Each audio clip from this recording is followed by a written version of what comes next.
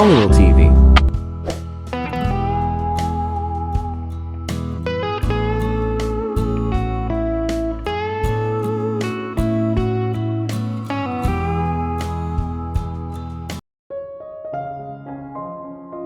Kumatok ako sa pinto, naghintay ng ilang segundo at nang walang sumagot ay tinulak ko ito. Sinalubong ng bakanteng silid ang aking paningin nang makapasok ako. Walang senyales na nandoon si Gabriel. Nagkibit balikat ako at umatras pabalik sa pinto. Marahil, hahanapin ko siya sa pool o sa garahe. Isasara ko na sana ang pinto sa likod ko nang mapansin kong nakaawang ang pinto sa balcony. I think I found Gabriel already, sabi ko sa sarili ko and quietly made a beeline straight to the balcony door. Nakatayo si Gabriel malapit sa riles, naka-cross arms sa harap ng dibdib. Ang lalim ng iniisip niya. May mali, naramdaman ko ito. Ang hindi pangkaraniwang ekspresyon sa kanyang mukha at ang madilim na aura na nagmumula sa kanyang paligid ay nagsasabi ng lahat. Hindi man lang niya narinig nang pumasok ako sa balcony, at hindi rin siya lumingon sa akin pagkatapos kong maingat na isinara ang pinto. Masyado siyang nawala sa kanyang pag-iisip na para bang nasa ibang dimensyon siya. Pinag-aralan ko ang mukha niya at nakita kong mukhang malungkot siya. Ang huling beses ko siyang nakitang ganito ay nang mag-open up siya tungkol sa kanyang ina. Iniisip ko ngayon kung ano ang bumabagabag sa kanya. Wala akong ideya kung ano ang gagawin sa sandaling ito, ngunit natagpuan ko ang aking sarili na humakbang palapit sa kanya. Kung pwede ko lang sana siyang pasayahin. Kung pwede ko lang punasan ang kalungkutan na nakaukit sa gwapo niyang mukha, at ibigay ang ginhawang kailangan niya ngayon. Bago ko pa ma-realize ang ginagawa ko ay napayakap na ako sa kanya ng mahigpit. Ang sarap ng init ng katawan niya kaya hindi ko napigilan ang pagpikit ng mga mata ko at sarap sa sandaling iyon. Nagulat siya. No, ang surprise ay isang maliit na pahayag. Shock ang tamang salita para ilarawan ang reaksyon niya. He was caught off guard but I'm glad na hindi siya humiwalay, instead I felt him relaxed. Iyon lang ang naisip kong gawin para mabura lahat ng alalahanin niya kahit isang minuto lang. Ako ay umaasa na ito ay talagang gumana. Monica, ang kanyang boses ay malambot at banayad. Ang marinig ko siyang banggitin ang pangalan ko ay parang narinig kong tinawag niya ang pangalan ko. Nag-uumapo ang puso ko sa pagmamahal at lambing. Gabriel, I know I couldn't take all your worries, but please let me share it with you. Wala siyang sinabi. Sa halip, lumingon siya sa akin at hinila ako sa dibdib niya bago ipinulupot ang mga braso niya sa bewang ko. Salamat, Monica. Ang pagdiin ng init ng iyong katawan sa akin ay sapat na para matunaw ang lahat ng alalahanin ko. Bulong niya malapit sa tenga ko at sinubsob ang ilong niya sa buhok ko. May problema ba, Gabriel? Please don't hesitate to tell me. If it's all about the Ravenwood Ball, it's okay if you don't want to attend it. Ako naman, I gave my promise to Madam Stella and I shall attend it tonight. Lumuwag ang mga braso niya sa akin. I was quite disappointed na pinakawalan niya ako. Gusto ko pa ring lasapin ng panandali ang sandaling nakapulupot sa kanyang mga bisig. Tumingala ako at nang gawin ko ay nawala ako sa napakagandang kailaliman ng kanyang asul na karagatan na mga mata. Hindi na siya nag-aalala, sa halip ay lambot na ang kumikinang sa kanyang mga mata. Hindi kita papayagan sa Ravenwood Ball ngayong gabi, lalo na kung isusuot mo ang scarlet beaded gown na iyon. Walang paraan sa mundo na papayagan kung manatili sa tabi mo ang sinumang lalaki. I shall guard you tonight like a fortress. Seryoso ba siya? Para siyang nagseselos na husband. Okay lang kung hindi ka sasama, Gabriel. Hindi mo kailangang pilitin ang iyong sarili na pumunta sa ball para lang bantayan ako. I could take good care of myself. At saka, masama ang pakiramdam ko kapag labag sa kalooban mo ang pagdating mo, giit ko. Malakas ang kutob ko na ang kakaiba niyang ugali ay dahil sa Ravenwood Ball. He was doing just fine when we arrived hours ago, but when Madam Stella mentioned the ball biglang nagbago ang ugali niya.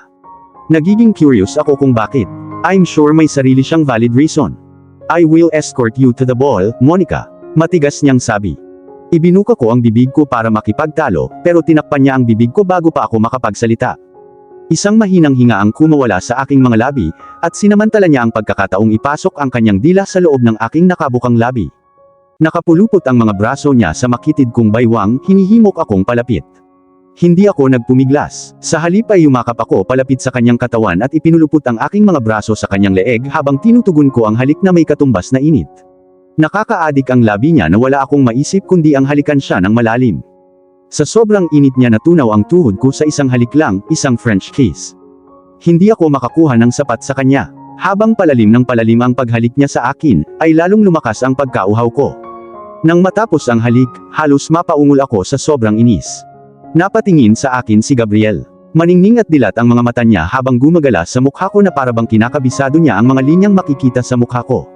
Alam mo ba ang dahilan kung bakit hindi kita papayagang mag-isa aside of course from guarding you from men's prying eyes? Dumausdes ang mga daliri niya sa pisngi ko na lumilikha ng kilati sa balat ko. Kinagat ko ang ibabang labi ko bago ako sumagot. Bakit? Siyempre, to spend the night with you. Hinawakan ng mga daliri niya ang baba ko at itinagilid ito pataas hanggang sa halos hindi na dumampi ang labi niya sa labi ko. Hinahaplos ng hininga niya ang mukha ko dahilan para mawala ang konsentrasyon ko. Dahil hindi tayo maaaring magkaroon ng formal date kaya't samantalahin natin ang pagkakataong ito para magpalipas ng gabing magkasama. I'll treat you as my queen. I shall not look at any other woman except you, Monica. Sinipsip niya ang ibaba ng labi ko. Tapos sa wakas binitawan na niya ako. Ang aking mga pisngi ay naging isang malalim na shade ng pulang-pula.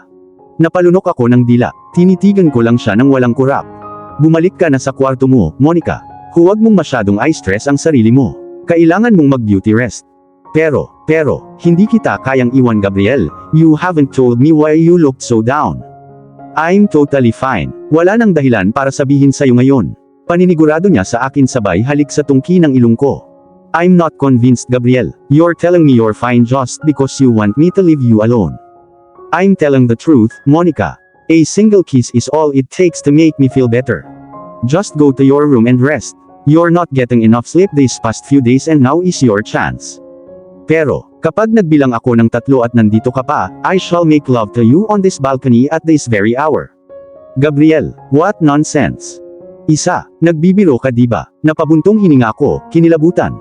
2, damn you, Gabriel, you think you win now. Fine then, but I'll make sure you will pay for this tonight. Nagmarcha ako papunta sa kwarto ko at malakas na isinara ang pinto sa likod ko. Hindi niya sasabihin sa akin kung ano ang bumabagabag sa kanya at wala akong ibang pagpipilian kundi ang tuklasin ito sa aking sarili. Pero iniisip ko kung may magagawa ba ako para malaman ito. Kung nababasa ko lang sana ang nasa isip niya ay nakaligtas na ako sa pagsubok na ito. Nakahandusay ako sa kama habang nakatutok ang mga mata sa kisame. I was expecting for the door to burst open at papasok si Gabriel sa kwarto at hihingi ng tawad pero hindi. Lumipas ang kalahating oras pero hindi siya nagpakita. Napagtanto kong hindi siya magsusorry dahil hindi niya sinabi sa akin ang kailangan kong malaman. Hindi kaya ganoon kalaki ang tiwala niya sa akin. O dahil ba masyado siyang nagmamalasakit at iniisip na mas mabuting itago na lang niya ang lahat dahil lalaki siya. Masyado akong naguguluhan, at hindi ko alam kung alin ang paniniwalaan ko ngayon. Hinila ko ang unan sa dibdib ko at niyakap ito ng mahigpit. Iniisip ko pa rin kung ano ako kay Gabriel. Ni hindi nga ako sigurado kung mahal niya ba talaga ako o isa lang akong fleeting fancy. Totoong sinabi niyang mahal niya ako pero kung ganoon nga ang nararamdaman niya bakit hindi niya ako mapagkakatiwalaan sa mga sikreto niya? Bakit pakiramdam ko may itinatago siya na hindi pa niya handang sabihin sa akin? I would bet na kung ano man ang sikreto niya, ito ay kinasasangkutan ng kanyang ina.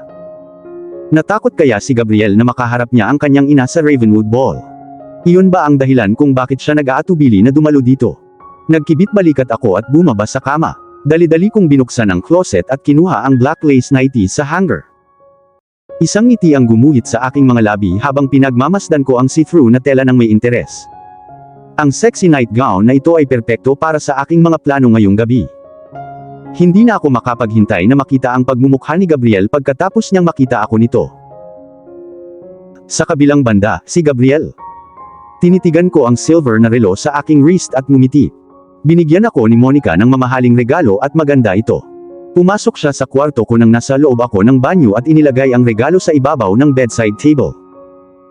She's kind enough to offer me a gift and it's such a embarrassment on my part na wala akong maibigay na kapalit sa kanya. Nalipat ang tingin ko sa bakanteng hagdan at hinintay na lumabas si Monica. Halos 30 minuto na akong naghihintay at kinakabahan na ako. Kinakabahan, nagpabalik-balik ako sa paglalakad. Ang mga kamay ay pumasok sa loob ng bulsa ng itim na slacks na suot ko. Ang parehong eksaktong mga kaganapan ngayong hapon ay patuloy na naglalaro sa aking isipan. I wonder kung galit pa rin sa akin si Monica. Dapat ay mas maaga akong pumunta sa kwarto niya noong araw na iyon, at ipinaliwanag ang lahat pero hindi ko magawa. Ang tiwala ay hindi issue sa pagitan namin. May tiwala naman ako sa kanya pero ayoko na dagdagan pa ang pag-aalala niya. Tiyak na mag-aalala siya kung malalaman niyang anak ako ni Lady Ravenwood. Alam na alam ni Monica ang kawalang interes ko sa nanay ko, at walang katapusan kung malalaman niya ito. This night is special to both of us. So damn special that I don't want to ruin it. Baka nakalimutan na ni Monica pero hindi ko. Ngayong gabi ay ang aming ika-6 na wedding anniversary. Kailangan kong gawin itong memorable hanggat maaari. Umalangaw-ngaw ang malalambot na yabag sa hagdanan.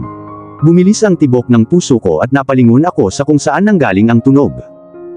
Nakaramdam ako ng pagkadismaya ng si Madam Stella na ang bumaba mula sa hagdanan. Nang makarating sa ibaba ay binigyan niya ako ng isang nakakapanatag na ngiti. Malapit nang bumaba si Beatrix. Elisa was just doing finishing touches to her hair. Tumango ako, sana nandito na si Monica. Excited na akong makita siya ulit. Gusto ko ring makasigurado na hindi siya galit sa akin. Masinsinan na para bang nababasa niya ang iniisip ko. Mahal mo siya, hindi ba?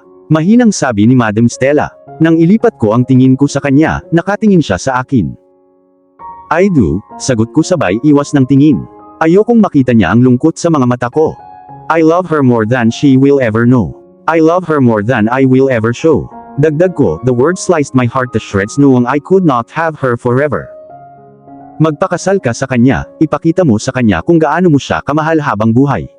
Sagot niya na parang ito ang pinakamadaling gawin. Umiling ako, hindi na ako ang lalaking nakasanayan ko. Hindi ko na maibibigay ang mga pangangailangan niya. Mas lalo ko lang gagawing miserable ang buhay niya. Ang isang mahirap na tulad ko ay hindi karapat-dapat sa isang tulad niya. Beatrix is not asking for a perfect man, Gabriel. Can't you see she only have her eyes on you? Tiningnan ako ng masama ni Madam Stella, sinusubukang iparamdam sa akin ang kanyang mga dahilan. I wonder if Monica will ever look the same way at me once she recovered her memory. Maaalala niya kung paano ako naging asshole. Natatakot akong dumating ang araw na iyon. If ever that time comes I would prefer choose a quick death than live the rest of my life na kinasusuklaman ni Monica. Alexander Gonzalez will beat the shit out of me if he discovered I was still in love with his only daughter. The man hated me. Siguradong dudurugin niya ako na parang surot kapag nalaman niya ang totoo. Ang masama pa niyang gagawin ay kunin si Beatrix at si Faith Viena ay ilayo sa akin. Hindi ko alam kung paano gumagana ang kakaibang lalaking iyon. I never knew you could be this coward, Gabriel. Loving someone means you need to take risks. And that includes risking your neck to fight for the one you love. If you're not willing to make some sacrifices then accept it, ikaw ay hindi katumbas ng halaga. Namayani ang katahimikan sa pagitan namin. Gusto kong sumagot pero nawalan ako ng masabi. Tama nga si Madam Stella, kung ayaw kong mawala ang babaeng mahal ko kailangan kong lumaban para manatili siya sa akin. Naagaw ng atensyon ko ang mahinang bulong ng galaw mula sa hagdanan. Nang iangat ko ang aking mga mata, nasulyapan ko ang Diyosa na bumababa mula sa hagdanan suot ang kanyang misteryosong scarlet na gown na parang kumikinang ang kanyang balat. Narinig ko ang sarili kong bumuntong hininga nang magtama ang mga mata ko. Siya ang may pinakamagandang mata na nakita ko. I found myself falling madly in love with her all over again. Pagkatapos ay ngumiti siya sa akin, ito ay mainit at maliwanag, ito ay ginawa ang aking mga alalahanin at takot sa isang iglap.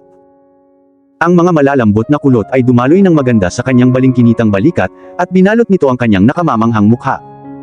She looked like Aphrodite, the goddess of love and beauty na bumababa mula sa Mount Olympus. Napako ako sa pwesto ko na para akong naging estatwa. Ilang beses kong kinusot ang aking mga mata, nabigla sa kanyang ethereal beauty. Wala akong masabi. Patuloy akong nakatitig sa kanya kahit na nakarating na siya sa ibaba ng hagdan, at huminto sa harap ko. Gabriel, lumipad ang mga daliri niya sa leeg ko para ayusin ang necktie ko. She was so great, so beautiful. Ni hindi ko nga alam kung bakit niya ako pinili, when she deserved someone better. You looked handsome tonight, sabi ni Monica, na nag-aapoy ang kanyang flawless na pisngi. Tiningnan niya ako mula ulo hanggang paa na may ngiti sa labi. Natigilan ako nang marinig ang papuri niya sa akin sa unang pagkakataon, huminga ulit ako ng mabilis. It was supposed to be my line but I forgot to say it out loud after facing her. It took me a moment to recover my voice and when I did, I cleared my throat. Thank you. I wasn't expecting it from you. And you looked stunning. Lalong lumalim ang pamumula ng pisngi niya. Thank you, nahihiya niyang sabi. Somehow, noong na hindi galit si Monica sa akin, 10 beses akong gumaan. Shall we go? Ikinawit ni Monica ang mga braso niya sa akin. Tumango ako kay Madam Stella bago ko inakay si Monica sa pinto. Ang Ravenwood Mansion ay nakatayong mapagmataas at mataas sa ilalim ng mapayapang kalangitan sa gabi. Nagsilabasan ang mga maliliwanag na ilaw mula sa mga salamin na bintana. Nakapila sa parking area ang mga mamahaling sasakyan. Ang mga bisitang nakasuot ng kanilang pinakamahusay na kasuotan ay lumilipat patungo sa pintuan kung saan gaganapin ang ball. Humigpit ang mga kamay ni Monica sa aking mga braso habang pinagmamasdan niya ang karamihan. Alam kong medyo kinakabahan siya. Halatang naninigas ang mga balikat niya. "Calm down," bulong ko malapit sa tenga niya. Dumapos sa akin ang nag-aalala niyang mga mata. "I couldn't help it, Gabriel. Wala tayong kakilala dito," bulong niya. Ang kanyang mga mata ay tumitingin sa paligid. Huminto ako at kinuha ang malamig niyang mga daliri sa sarili ko. "We must enjoy tonight, Monica. Isipin mo na lang na may date tayo. For once, forget that everyone existed. I am here with you, so you don't need to fear anything." "Do you trust me, Monica?" Tanong ko nang hindi inaalis ang tingin sa kanya. "I do trust you, Gabriel." Medyo natagalan siya bago sumagot, pero nagpapasalamat ako nang marinig ko ang sagot niya. Isang malaking buntong hininga ang pinakawalan ko, nang medyo lumuwag ang naninigas niyang balikat. Pinahid ko ang mga kamay ko sa mga palad niya hanggang sa uminit ito. "I promise to take good care of you tonight, Monica." "Thank you very much, Gabriel." Sagot niya at binigyan ako ng pinakamatamis na ngiti na kaya niyang ibigay. Kinailangan ko ng isang hindi kapani-paniwalang dami ng pagpipigil sa sarili na hindi siya halikan sa labi. Sa wakas, binuksan ng butler ang pinto. Ang pagkilala ay kumikinang sa kanyang mga mata nang malagpasan namin siya. Naalala niya siguro kung sino ako. Unang sumalubong sa paningin ko ang mga eleganteng ilaw mula sa mga eleganteng chandelier. Nagkalat sa silid ang mga bisitang nakasuot ng kanilang pinakamagandang ball gown. Natahimik ang silid nang lumakad kami sa pulang carpet sa gitna ng silid. Lumingon ang mga ulo sa direksyon namin. Pagtingin ko kay Monica, parang hindi niya napansin ang atensyon na inaakit namin. Naglakad siya sa tabi ko na parang isang tall, regal queen. Sa bawat hakbang niya, bumubukas ang mga bahagi ng kanyang high-slit na gown, na naglalantad ng magandang walang kapintasan na puting mga binti na papatayin ng sinumang babae upang taglayin. Napakaganda niyang tingnan na walang maihahambing na babae sa silid. May apoy sa kanyang kaluluwa at mga bituin sa kanyang mga mata. Kahit sinong tumingin sa kanya ay kitang-kita hindi lang ang kanyang kagandahan sa labas kundi pati na rin ang loob. Gumagalaw si Monica sa grace of a queen. Masyadong nakakaakit ng pansin ang scarlet ball gown na ginawa ni Madam Stella para sa kanya dahil napakaganda niya rito. The fierce color complements the color of her smooth, alabaster skin. Naputol ang pag-iisip ko nang lumipat ang mga mata ko sa babaeng nakatayo hindi kalayuan sa amin, nakasuot ng lavender gown. Nag-igting ang pangako nang magtama ang mga mata niya sa akin.